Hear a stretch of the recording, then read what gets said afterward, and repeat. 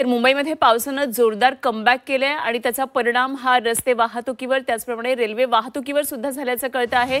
Railway संदर्भात एक महत्त्वाची बातमी, पावसाचा लाईफलाईनला फटका बसलेला आहे। मध्य आणि हार्बर लोकल वाहतुकीवर पावसाचा परिणाम झालेला आहे। मध्य आणि हार्बर वाहतूक सध्या 10 मिनिटं उशिरानं आहे। मध्य रेल्वेची वाहतूक सध्या उशिरानं सुरू आहे, जवळपास 10 मिनिटं उशिरानं सुरू आहे आणि त्याचबरोबर नेहमीप्रमाणे हार्बर लोकलला सुद्धा याचा फटका बसलेला आहे आणि हार्बरची सुद्धा वाहतूक 10 मिनिटं उशिरानं सध्या सुरू आहे।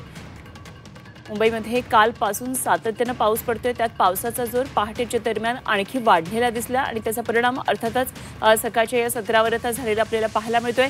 सध्या पावसामुळे लोकल वाहतुकीला फटका बसलाय आणि त्यातही विशेषतः मध्य रेल्वे आणि हार्बर रेल्वेला याचा मोठा फटका बसलेला आपल्याला पाहायला मिळतोय।